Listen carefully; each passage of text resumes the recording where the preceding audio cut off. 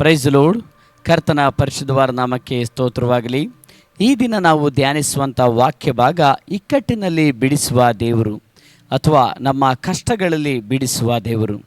ನಮ್ಮ ದೇವರು ಇಕ್ಕಟ್ಟಿನಿಂದ, ಕಷ್ಟದಿಂದ, ನೋವಿನಿಂದ ಆತನು ನಮ್ಮನ್ನು ಬಿಡಿಸುವ ದೇವರಾಗಿದ್ದಾನೆ. ನಾವು ಸತ್ಯವೇದದಲ್ಲಿ ನೋಡೋದಾದರೆ ಎಲ್ಲ ದೇವ ಜನರನ್ನು, ದೇವ ಮಕ್ಕಳುಗಳನ್ನು, ದೇವ ಪ್ರಜೆಗಳನ್ನು ಆತನು ಅವರ ಕಷ್ಟದಲ್ಲಿ, ಆತನು ಅವರ ಇಕ್ಕಟ್ಟಿನಲ್ಲಿ, ಅವರ ವೇದನೆಗಳಲ್ಲಿ ದೇವರು ಅವರ ಸಂಗಡ ಇದ್ದು ಅವರನ್ನು ಬಿಡಿಸಿದರು. ಹಲ್ಲೆಲೂಯಾ. ಸೊ ನಮ್ಮ ದೇವರು ಇಕ್ಕಟ್ಟಿನಲ್ಲಿ ಬಿಡಿಸುವ ದೇವರಾಗಿದ್ದಾನೆ. ಆತನ ಮಕ್ಕಳಾಗಿರುವಂಥವರು ಆತನ ಸಮ್ಮುಖದಲ್ಲಿ ಇಕ್ಕಟ್ಟಿನ ಸಮಯದಲ್ಲಿ ಕೂಗಿಕೊಳ್ಳುವಾಗ, ಆತನಿಗೆ ಮೊರೆ ಇಡುವಾಗ, ಆತನ ಹತ್ತಿರ ಪ್ರಾರ್ಥಿಸುವಾಗ ದೇವರು ಅವರನ್ನು ಎಲ್ಲ ಇಕ್ಕಟ್ಟುಗಳಿಂದ, ವೇದನೆಗಳಿಂದ ಬಿಡಿಸುವ ದೇವರಾಗಿದ್ದಾನೆ. ಈಗಲೂ ನಾವು ಸತ್ಯವೇದವನ್ನು ನಾವು ಓದಿಕೊಳ್ಳುವ ಮೊದಲು ನಾವು ಪ್ರಾರ್ಥನೆ ಮಾಡಿ ಮುಂದಿನ ಭಾಗಕ್ಕೆ ನಾವು ಹೋಗುವ. ಕರ್ತನೇ, ನಿಮಗೆ ಸ್ತೋತ್ರ, ನಿಮಗೆ ಮಹಿಮೆ, ನಿಮಗೆ ಘನತೆಯನ್ನು ಸಲ್ಲಿಸ್ತೇವೆ. ನಿಮ್ಮ ನಾಮವನ್ನು ನಾವು ಸ್ತುತಿಸುತ್ತೇವೆ, ಕೊಂಡಾಡುತ್ತೇವೆ. ಕರ್ತನೇ, ಈಗಲೂ ಕರ್ತನೇ, ಇಕ್ಕಟ್ಟಿನಲ್ಲಿ ನಮ್ಮನ್ನು ಬಿಡಿಸುವ ನಮ್ಮ ದೇವರು ನೀವಾಗಿದ್ದೀರಿ. ಕರ್ತನೇ, ನೀನು ಸ್ವಾಮಿ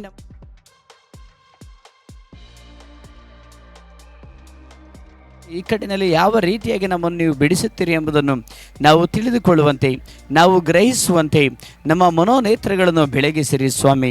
ನಾವು ನಿಮ್ಮನ್ನು ತಿಳಿದುಕೊಂಡು ನಿಮ್ಮ ಸಮ್ಮುಖದಲ್ಲಿ ನಾವು ಇರುವಂತೆ ನಮಗೆ ನೀವು ನಿಮ್ಮ ಮಾರ್ಗದರ್ಶನವನ್ನು ನೀಡಿರಿ.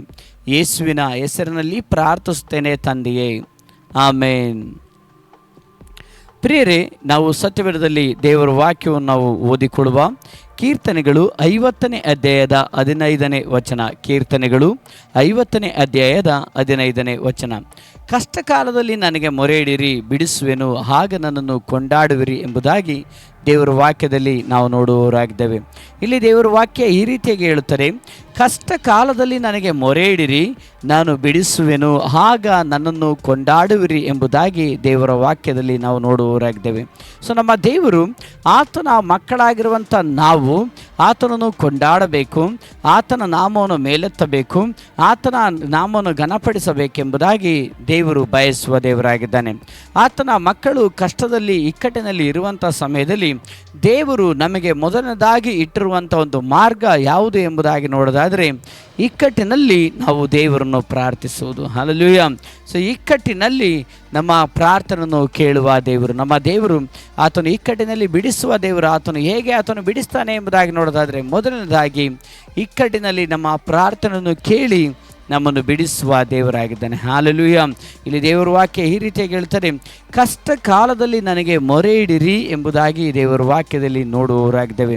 ಕಷ್ಟ ಬರುವಾಗ, ಇಕ್ಕಟ್ಟು ಬರುವಾಗ, ವೇದನೆ ಬರುವಾಗ, ದುಃಖಗಳು ಬರುವಾಗ, ಸಮಸ್ಯೆಗಳು ಬರುವಾಗ, ಚಿಂತಾಜನಕವಾದ ಪರಿಸ್ಥಿತಿಯಲ್ಲಿ ಹಾದು ಹೋಗುತ್ತಿರುವಂಥ ಸಮಯದಲ್ಲಿ ದೇವರು ಈ ರೀತಿಯಾಗಿ ಹೇಳ್ತಾ ಇದ್ದಾರೆ, ನಿಮ್ಮ ಕಷ್ಟ ಸಮಯದಲ್ಲಿ, ನಿಮ್ಮ ಇಕ್ಕಟ್ಟಿನ ಸಮಯದಲ್ಲಿ, ನಿಮ್ಮ ವೇದನೆಯ ಸಮಯದಲ್ಲಿ ದೇವರನ್ನು ನೋಡಿ ಮೊರೆ ಇಡಿ. ಹಲ್ಲೆಲೂಯಾ.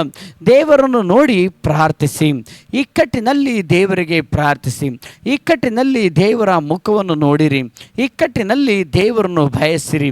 ಸೊ ಆಗ ದೇವರ ವಾಕ್ಯ ಹೇಳುತ್ತದೆ, ನಿಮ್ಮ ಇಕ್ಕಟ್ಟಿನಲ್ಲಿ ನನಗೆ ಮೊರೆ ಇಡುವಾಗ ನಾನು ಅದರಿಂದ ಬಿಡಿಸ್ತೇನೆ ಎಂಬುದಾಗಿ. ಹಲ್ಲೆಲೂಯಾ. ನಮ್ಮ ದೇವರು ಇಕ್ಕಟ್ಟಿನಲ್ಲಿ ನಮ್ಮನ್ನು ಬಿಡಿಸುವ ದೇವರಾಗಿದ್ದಾನೆ. ಅಷ್ಟೇ ಅಲ್ಲದೆ ಆ ಇಕ್ಕಟ್ಟಿನಿಂದ ನಾವು ದೇವರು ನಮ್ಮನ್ನು ಬಿಡಿಸುವಾಗ ನಾವು ದೇವರ ನಾಮವನ್ನು ಕೊಂಡಾಡುವುದಕ್ಕೆ ಸಾಧ್ಯವಾಗುತ್ತದೆ. ಅದೇ ರೀತಿಯಾಗಿ ಯೋಬನ ಪುಸ್ತಕಕ್ಕೆ ನಾವು ಸತ್ಯವಾದವನ್ನು ತಿರುಗಿಸುವ. ಯೋಬ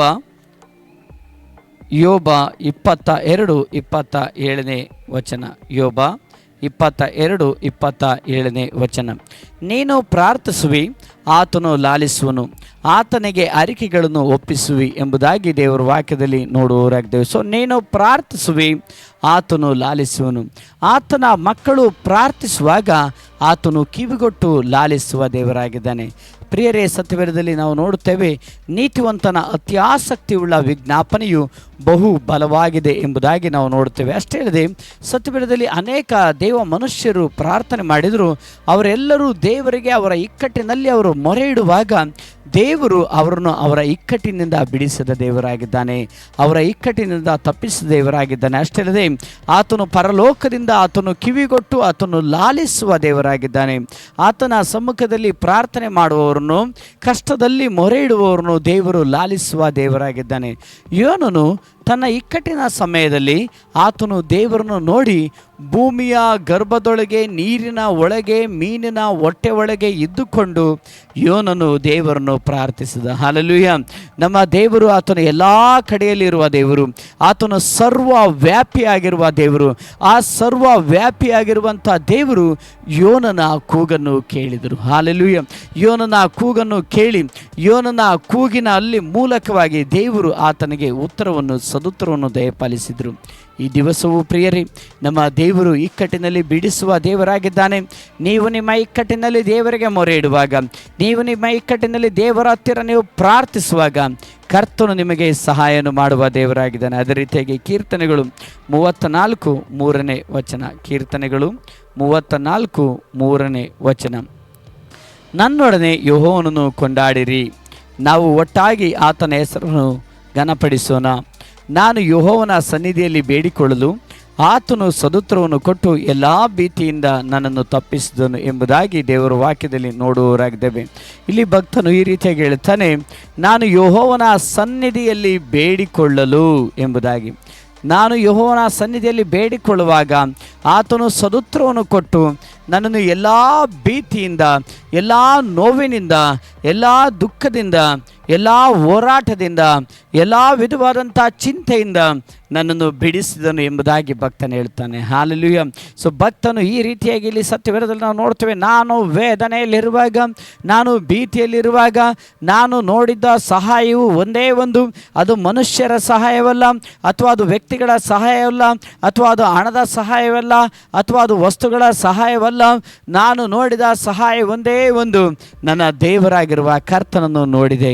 ಆದ ಕಾರಣ ಭಕ್ತನು ಈ ರೀತಿಯಾಗಿ ಹೇಳುತ್ತಾನೆ, ನಾನು ಕಣ್ಣೆತ್ತಿ ಪರ್ವತಗಳ ಕಡೆಗೆ ನೋಡುತ್ತೇನೆ, ನನ್ನ ಸಹಾಯವು ಎಲ್ಲಿಂದ ಬರುತ್ತದೆ? ಭೂಮಿ ಆಕಾಶವನ್ನು ಉಂಟು ಮಾಡಿದ ಯೆಹೋವನಿಂದಲೇ ಬರುವುದು ಎಂಬುದಾಗಿ. ಹೌದು ಪ್ರಿಯರೇ, ನಮ್ಮ ದೇವರು ಇಕ್ಕಟ್ಟಿನಲ್ಲಿ ನಮ್ಮ ಪ್ರಾರ್ಥನೆಯನ್ನು ಕೇಳುವ ದೇವರಾಗಿದ್ದಾನೆ. ಎರಡನೇದಾಗಿ ನಾವು ದೇವರ ವಾಕ್ಯವನ್ನು ನಾವು ನೋಡಿಕೊಳ್ಳುವ ಕೀರ್ತನೆಗಳು 59:16 ಕೀರ್ತನೆಗಳು 59:16 ನಾನಾದರೂ ಇಕ್ಕಟ್ಟಿನ ಕಾಲದಲ್ಲಿ ಆಶ್ರಯವೂ ದುರ್ಗವೂ ಆಗಿರುವ ನಿನ್ನ ಬಲವನ್ನು ಹಾಡಿ ಹೊಗಳುವೆನು ಎಂಬುದಾಗಿ ದೇವರ ವಾಕ್ಯದಲ್ಲಿ ನಾವು ನೋಡುವವರಾಗಿದ್ದೇವೆ. ಈ ಒಂದು ವಾಕ್ಯದ ಆಧಾರದ ಮೇರೆಗೆ ನಾವು ಎರಡನೇದಾಗಿ ನಾವು ನೋಡಿಕೊಳ್ಳುವ ಭಾಗ, ಇಕ್ಕಟ್ಟಿನಲ್ಲಿ ನಮ್ಮನ್ನು ಬಲಪಡಿಸುವ ದೇವರು. ಇಕ್ಕಟ್ಟಿನಲ್ಲಿ ನಮ್ಮ ದೇವರು ನಮ್ಮನ್ನು ಬಲಪಡಿಸ್ತಾರೆ. ಇಕ್ಕಟ್ಟಿನಲ್ಲಿ ನಮ್ಮ ದೇವರು ನಮ್ಮನ್ನು ಕೈ ಬಿಡದೆ ನಮ್ಮನ್ನು ಪೋಷಿಸುತ್ತಾರೆ. ಇಕ್ಕಟ್ಟಿನಲ್ಲಿ ನಮ್ಮ ಸಂಗಡ ಇದ್ದು ಆತನು ಬಲಪಡಿಸುತ್ತಾನೆ. ಇಲ್ಲಿ ದೇವರ ವಾಕ್ಯ ಈ ರೀತಿಯಾಗಿ ಹೇಳುತ್ತದೆ, ಕೀರ್ತನೆಗಳು 59:16 ನಾನಾದರೂ ಇಕ್ಕಟ್ಟಿನ ಕಾಲದಲ್ಲಿ ಆಶ್ರಯವು ದುರ್ಗವಾಗಿರುವ ನಿನ್ನ ಬಲವನ್ನು ಆಡಿ ಹೊಗಳುವೆನು ಎಂಬುದಾಗಿ. ಹಲ್ಲೆಲೂಯಾ. ಇಕ್ಕಟ್ಟಿನ ಕಾಲದಲ್ಲಿ ನಮ್ಮ ದೇವರು ಆಶ್ರಯವಾಗಿದ್ದಾನೆ. ಇಕ್ಕಟ್ಟಿನ ಕಾಲದಲ್ಲಿ ನಮ್ಮ ದೇವರು ಆತನು ನಮಗೆ ಸಹಾಯನು ಮಾಡುವ ದೇವರಾಗಿದ್ದಾನೆ. ಇಕ್ಕಟ್ಟಿನ ಸಮಯದಲ್ಲಿ ನಮ್ಮ ದೇವರು ಆತನು ನಮ್ಮನ್ನು ಬಲಪಡಿಸುವ ದೇವರಾಗಿದ್ದಾನೆ. ನಮ್ಮನ್ನು ಬಲಪಡಿಸುವ ದೇವರು, ನಮ್ಮನ್ನು ಸಂತೈಸುವ ದೇವರು ಆತನಾಗಿದ್ದಾನೆ. ಭಕ್ತನು ಈ ರೀತಿಯಾಗಿ 1 ಸಮುವೇಲ 30ನೇ ಅಧ್ಯಾಯದ 6ನೇ ವಚನದಲ್ಲಿ ಸತ್ಯವೇದದಲ್ಲಿ ನಾವು ಈ ರೀತಿಯಾಗಿ ನೋಡುತ್ತೇವೆ. 1 ಸಮುವೇಲ 30ನೇ ಅಧ್ಯಾಯ 6ನೇ ವಚನ. ಇದಲ್ಲದೆ ಜನರು ತಮ್ಮ ಗಂಡು ಹೆಣ್ಣು ಮಕ್ಕಳಿಗಾಗಿ ಮನಸ್ಸಿನಲ್ಲಿ ಬಹಳವಾಗಿ ನೊಂದುಕೊಂಡು ದಾವೀದನನ್ನು ಕಲ್ಲೆಸೆದು ಕೊಲ್ಲಬೇಕೆಂದಿದ್ದರು. ಅವನು ಬಲು ಇಕ್ಕಟ್ಟಿನಲ್ಲಿ ಬಿದ್ದನು, ಆದರೂ ಅವನು ತನ್ನ ದೇವರಾದ ಯೆಹೋವನಲ್ಲಿ ತನ್ನನ್ನು ಬಲಪಡಿಸಿಕೊಂಡು ಎಂಬುದಾಗಿ ದೇವರ ವಾಕ್ಯದಲ್ಲಿ ನೋಡುವವರಾಗಿದ್ದೇವೆ. ಇಲ್ಲಿ ನಾವು ಪರಿಸ್ಥಿತಿಯನ್ನು ನೋಡೋದಾದರೆ, ದಾವೀದನಿಗೆ ಒಂದು ಇಕ್ಕಟ್ಟಾದ ಒಂದು ಪರಿಸ್ಥಿತಿ ಬಂದಿದೆ.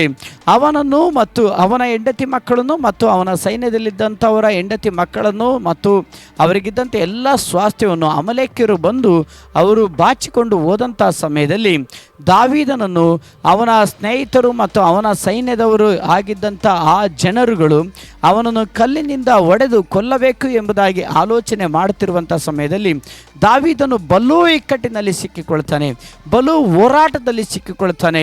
ಬಹಳ ಇಕ್ಕಟ್ಟಿನ ಒಂದು ಬಿಕ್ಕಟ್ಟಿನ ಸಮಯದಲ್ಲಿ ದಾವೀದನು ಸಿಕ್ಕಿಕೊಳ್ತಾನೆ. ಅಂಥ ಸಮಯದಲ್ಲಿ ದಾವೀದನು ಒಂದನ್ನೇ ಮಾಡಿದ, ಅವನು ತನ್ನ ದೇವರಲ್ಲಿ ಬಲಪಡಿಸಿಕೊಂಡ.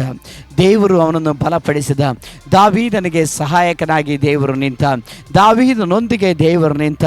ಆ ಇಕ್ಕಟ್ಟಿನ ಸಮಯದಲ್ಲೂ ದಾವೀದನು ದೇವರ ಬಲವನ್ನು ಆಶ್ರಯಿಸಿಕೊಂಡ ಮತ್ತು ದೇವರು ದಾವೀದನನ್ನು ಬಲಪಡಿಸಿದ ಕಾರಣ ದೇವರು ದಾವೀದನಿಗೆ ಈ ರೀತಿಯಾಗಿ ಹೇಳುತ್ತಾರೆ, ನೀನು ಮುಂದೆ ಹೋಗು, ನಾನು ಆ ಶತ್ರುವಿನ ಸೈನ್ಯವನ್ನು ನಿನಗೆ ನಾನು ಒಪ್ಪಿಸಿಕೊಡ್ತೇನೆ ಎಂಬುದಾಗಿ ದೇವರು ದಾವೀದನ ಹತ್ತಿರ ಮಾತನಾಡಿದ ನಂತರವಾಗಿ ದಾವೀದನು ಮುಂದೆ ಹೋಗುತ್ತಾನೆ, ಶತ್ರುವಿನ ಸೈನ್ಯವನ್ನು ನಾಶ ಮಾಡುತ್ತಾನೆ.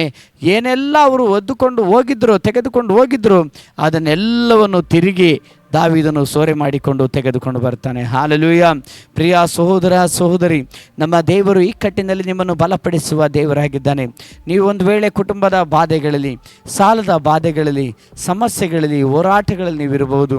ನಮ್ಮ ದೇವರು ಇಕ್ಕಟ್ಟಿನಲ್ಲಿ ಬಿಡಿಸುವ ದೇವರು, ಇಕ್ಕಟ್ಟಿನಲ್ಲಿ ತಪ್ಪಿಸುವ ದೇವರು ಆತನಾಗಿದ್ದಾನೆ. ಆತನನ್ನು ನೋಡುವಾಗ, ಆತನನ್ನು ಹಾತುಕೊಳ್ಳುವಾಗ ಆತನು ಅದ್ಭುತಗಳನ್ನು ಮಾಡುವಂಥ ದೇವರಾಗಿದ್ದಾನೆ.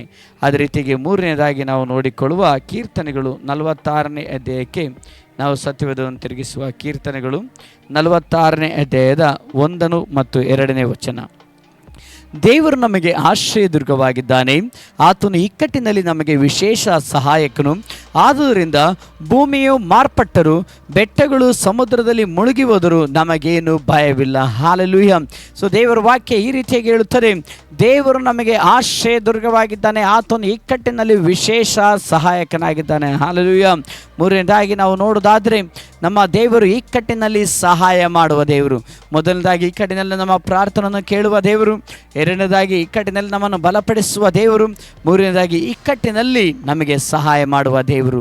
ಪ್ರಿಯರೇ, ನಮ್ಮ ದೇವರ ವಾಕ್ಯ ಈ ರೀತಿಯಾಗಿ ಹೇಳ್ತಾರೆ, ಆತನು ಇಕ್ಕಟ್ಟಿನಲ್ಲಿ ವಿಶೇಷ ಸಹಾಯಕನು ಎಂಬುದಾಗಿ.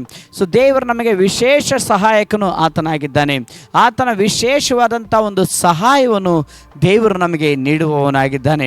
ಸೊ ನಾವು ನಮ್ಮ ಇಕ್ಕಟ್ಟಿನಲ್ಲಿ ನಮ್ಮ ಆಶ್ರಯ ಮತ್ತು ನಮ್ಮ ದುರ್ಗವಾಗಿರುವಂಥ ದೇವರ ಬಳಿಗೆ ಬರಬೇಕು. ನಾವು ನಮ್ಮ ಇಕ್ಕಟ್ಟಿನಲ್ಲಿ ಬೇರೆ ಯಾವುದೇ ಲೌಕಿಕವಾದಂಥ ಆಲೋಚನೆಗಳನ್ನು ಮಾಡದೆ, ಲೌಕಿಕವಾಗಿರುವಂಥ ಸಹಾಯವನ್ನು ನೋಡದೆ ನಾವೊಂದು ಮಾಡಬೇಕು, ನಮ್ಮ ದೇವರ ಬಳಿಗೆ ಬರಬೇಕು. ಯಾವಾಗ ದೇವ ಮಕ್ಕಳುಗಳು ಆತನ ಬಳಿಗೆ ಬರುತ್ತಾರೋ, ಆತನ ಬಳಿಯಲ್ಲಿ ನಿಲ್ಲುತ್ತಾರೋ, ಆತನ ಬಳಿಗೆ ಬಂದು ಪ್ರಾರ್ಥಿಸ್ತಾರೋ, ಆತನ ಬಳಿಗೆ ಬಂದು ಮೊರೆ ಇಡ್ತಾರೋ, ಅವರ ಜೀವಿತದಲ್ಲಿ ನಮ್ಮ ದೇವರು ಅದ್ಭುತಗಳನ್ನು ಮಾಡುವ ದೇವರು, ಮಹಿಮೆಯಾದ ಕಾರ್ಯಗಳನ್ನು ಮಾಡುವಂಥ ದೇವರು ನಮ್ಮ ದೇವರಾಗಿದ್ದಾನೆ. ಸೊ ಆದ ಕಾರಣ ಇಕ್ಕಟ್ಟಿನಲ್ಲಿ ನಾವು ದೇವರನ್ನು ನೋಡಿ ನಾವು ಮೊರೆ ಇಡುವಾಗ ಕರ್ತನು ಅದ್ಭುತಗಳನ್ನು, ಅತಿಶಯವಾದ ಕಾರ್ಯಗಳನ್ನು ಮಾಡುವ ದೇವರಾಗಿದ್ದಾನೆ. ಅದೇ ರೀತಿಯಾಗಿ ಕೀರ್ತನೆಗಳು 91ನೇ ಅಧ್ಯಾಯದ 15ನೇ ವಚನವನ್ನು ನಾವು ಓದಿಕೊಳ್ಳುವ, ಅವನು ನನಗೆ ಮೊರೆ ಇಡುವಾಗ ಸದುತ್ತರವನ್ನು ದಯಪಾಲಿಸುವನು, ಇಕ್ಕಟ್ಟಿನಲ್ಲಿ ಹತ್ತಿರವಿದ್ದು ಅವನನ್ನು ತಪ್ಪಿಸಿ ಘನಪಡಿಸುವನು. ಇಲ್ಲಿ ದೇವರ ವಾಕ್ಯದಲ್ಲಿ ನಾವು ನೋಡುವವರಾಗಿದ್ದೇವೆ. ಸೊ ದೇವರ ನಮ್ಮ ಹತ್ತಿರವಿದ್ದು ಆತನು ತಪ್ಪಿಸಿ ಘನಪಡಿಸುವ ದೇವರಾಗಿದ್ದಾನೆ. ಆತ ನಮ್ಮನ್ನು ಹತ್ತಿರವಿರುವ ದೇವರು ಆತನಾಗಿದ್ದಾನೆ. ಸೊ ಇಕ್ಕಟ್ಟಿನಲ್ಲಿ ಹತ್ತಿರವಿದ್ದು ಎಂಬುದಾಗಿ ದೇವರ ವಾಕ್ಯದ ನೋಡುತ್ತೇವೆ. ಸೊ ನಿಮ್ಮ ಇಕ್ಕಟ್ಟಿನಲ್ಲಿ ನೀವು ಹಾದು ಹೋಗುವಾಗ, ನಿಮ್ಮ ನೋವಿನಲ್ಲಿ ನೀವು ಹಾದು ಹೋಗುವಾಗ, ನಿಮ್ಮ ಸಮಸ್ಯೆಗಳಲ್ಲಿ ನೀವು ಹಾದು ಹೋಗುವಾಗ, ಸೊ ನಾನು ಒಬ್ಬಂಟಿಗನೋ ಎಂಬುದಾಗಿ ನೀವು ಆಲೋಚಿಸಬೇಡಿ. ನಿಮ್ಮ ಸಂಗಡ ದೇವರಿದ್ದಾನೆ. ಸೊ ದೇವ ಮಕ್ಕಳುಗಳು ಇಕ್ಕಟ್ಟಿನಲ್ಲಿ ಹಾದು ಹೋಗುತ್ತಿರುವಂಥ ಸಮಯದಲ್ಲಿ ದೇವ ಮಕ್ಕಳುಗಳನ್ನು ಒಬ್ಬರನ್ನೇ ಮಾತ್ರ ಬಿಡುವುದಿಲ್ಲ, ಆತನು ಅವರ ಸಂಗಡ ಇರುವ ದೇವರಾಗಿದ್ದಾನೆ. ಆತನನ್ನು ಅವರನ್ನು ಇಕ್ಕಟ್ಟಿನಲ್ಲಿ ವಿಶೇಷವಾದ ಸಹಾಯದಿಂದ ಆತನು ನಡೆಸುವ ದೇವರಾಗಿದ್ದಾನೆ. ನಾವು ಭಕ್ತರುಗಳ ಜೀವಿತದಲ್ಲಿ ನಾವು ನೋಡೋದಾದರೆ, ಈಸಾಕನ ಒಂದು ಸಮಯದಲ್ಲಿ ಫಿಲಿಷ್ಟಿಯರಿಂದ ಇಕ್ಕಟ್ಟಿನ ಸಮಯದಲ್ಲಿ ಹಾದು ಹೋದ. ಆದರೆ ಇಕ್ಕಟ್ಟಿನ ಸಮಯದಲ್ಲಿ ಈಸಾಕನು ಹಾದು ಹೋಗುತ್ತಿರುವಂಥ ಸಮಯದಲ್ಲಿ ಸೇನಾಧೀಶ್ವರನಾಗಿರುವಂಥ ಯೆಹೋವ ದೇವರು ಈಸಾಕನ ಸಂಗಡ ಇದ್ದರು. ಈಸಾಕನೊಂದಿಗೆ ಆತನು ಇದ್ದುಕೊಂಡು ಈಸಾಕನ ಕೈ ಕೆಲಸವನ್ನೆಲ್ಲ ದೇವರು ಆಶೀರ್ವದಿಸಿದರು. ಈಸಾಕನನ್ನು ಸಮೃದ್ಧಿ ಉಳ್ಳವನಾಗಿರುವಂತೆ ಮಾಡಿದರು. ಪ್ರಿಯರೇ, ಆ ದೇವರು ನಮ್ಮ ದೇವರಾಗಿದ್ದಾನೆ. ಈಸಾಕನನ್ನು ಆಶೀರ್ವದಿಸಿದ ದೇವರು ನನ್ನ ಮತ್ತು ನಿಮ್ಮ ದೇವರಾಗಿದ್ದಾನೆ. ಆತನು ನಿಮ್ಮನ್ನು ಆಶೀರ್ವದಿಸುತ್ತಾನೆ, ಇಕ್ಕಟ್ಟಿನಿಂದ ಬಿಡಿಸುತ್ತಾನೆ, ಇಕ್ಕಟ್ಟಿನಲ್ಲಿ ನಿಮ್ಮ ಪ್ರಾರ್ಥನೆಯನ್ನು ಕೇಳುತ್ತಾನೆ, ಇಕ್ಕಟ್ಟಿನಲ್ಲಿ ನಿಮ್ಮನ್ನು ಬಲಪಡಿಸುತ್ತಾನೆ, ಇಕ್ಕಟ್ಟಿನಲ್ಲಿ ನಿಮಗೆ ಸಹಾಯ ಮಾಡುವ ದೇವರಾಗಿದ್ದಾನೆ. ನಾವು ಕಣ್ಣುಗಳು ಮುಚ್ಚಿಕೊಂಡು ಪ್ರಾರ್ಥನೆ ಮಾಡುವ. ಕರ್ತನೇ ಸ್ತೋತ್ರ. ಈಗಲೂ ಸ್ವಾಮಿ ಇಕ್ಕಟ್ಟಿನಲ್ಲಿ ಬಿಡಿಸುವ ದೇವರು ನೀವಾಗಿದ್ರಿ. ಈಗಲೂ ಯಾರೆಲ್ಲ ಸಮಸ್ಯೆಯಲ್ಲಿ, ದುಃಖದಲ್ಲಿ, ವೇದನೆಯಲ್ಲಿ, ಇಕ್ಕಟ್ಟಿನಲ್ಲಿ ಹಾದು ಹೋಗುತ್ತಿದ್ದಾರೋ ಎಲ್ಲರ ಇಕ್ಕಟ್ಟುಗಳನ್ನು ಬಿಡಿಸು ದೇವರೇ, ವೇದನೆಗಳನ್ನು ಬಿಡಿಸು ದೇವರೇ.